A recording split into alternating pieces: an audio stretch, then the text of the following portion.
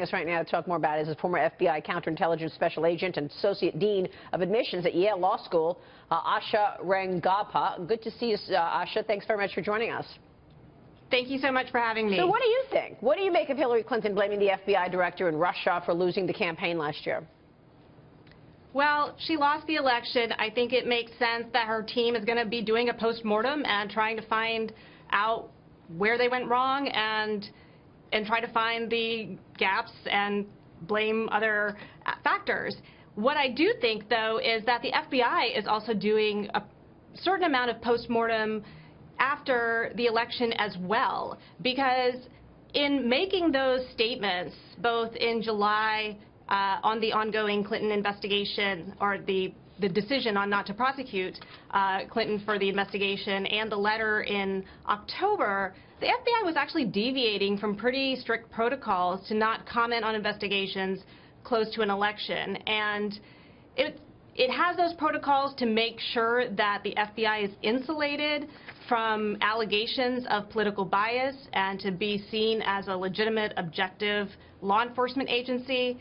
And the irony here is that I believe that Director Comey wasn't acting for partisan motives. I think that he actually was also seeing those polls and thought Clinton would win. Yeah. And I think he was trying to protect the FBI and didn't want, after the election, for the FBI to be accused of sitting on information that would have potentially influenced how people voted. And so he miscalculated, and in doing that, he's basically opened up the FBI to the very criticism that he tried to prevent. Right, and we all lived it and watched it in real time, of course, here as we covered the election day again very closely.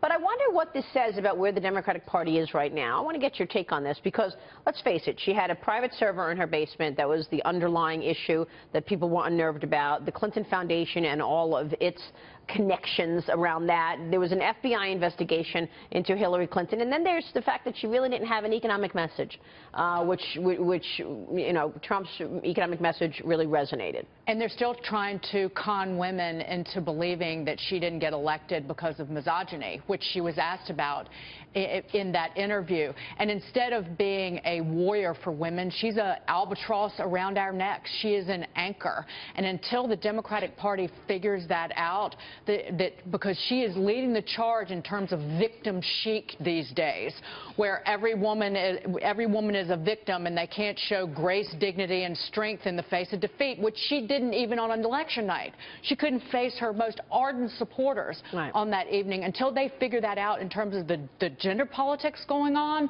they're doomed to lose and they're doomed to fail. No, that's what I'm saying. I mean, what does this say about the party, that there's still not an admission of the lack of economic message in her campaign and the other issues?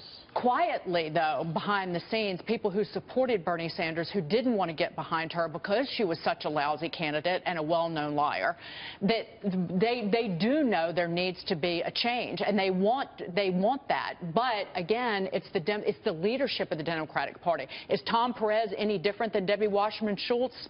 Maybe he's got a lot more curse words. The Democratic Party is terribly centralized, and so you've got a leadership structure there that controls the money, that controls, remember, they're the party with the superdelegates who can sort of, there may be a popular uprising, but you don't have a prayer if you're a Democrat to get that through. Until the upper echelons of the Democratic Party decide that they had a problem, they're not going to be confronting the realities that Dagan is outlining so well. I'm glad you mentioned the superdelegates, because remember during the election we were all coming in saying, wow, all the superdelegates, they're all in for Hillary. I mean, these numbers are showing a different story. It's a rigged election. You weren't buying it. I know that. But Asha, what about that? I mean, President Trump, meanwhile, and Russian President Vladimir Putin spoke for the first time yesterday since the U.S. airstrike against Syria last month. The White House released a statement saying this: President Trump and President Putin agreed that the suffering in Syria has gone on far too long and that all parties must do all they can to end the violence. The U.S. and Russia are set to begin ceasefire talks in the war-torn country, and President Trump and Putin will meet in Germany in July. The leaders are discussing the North Korean nuclear threat as the U.S. brings a controversial anti-missile system online in the South. What do you make of that, Asha? Well, I think that the readout of that conversation didn't seem to me to substantially alter the relationship between U.S. and Russia since our strike against the Assad air base in early April. There's still a lot of tension there. The Russians still believe that strike was in violation of international law. And in the background, we have this investigation going on into Russian interference in our election and potential Russian contact with associates of the Trump campaign, and that's causing tension as well. It's not going to go away anytime soon. So I think that, the conversation didn't tank and it didn't, go in a negative direction, but I think it made a modest step in a direction on the Syrian issue. All right, we'll leave it there. Asha, good to see you. Thanks very much for weighing in. Thank you. All right, Rasha Rangappa joining us.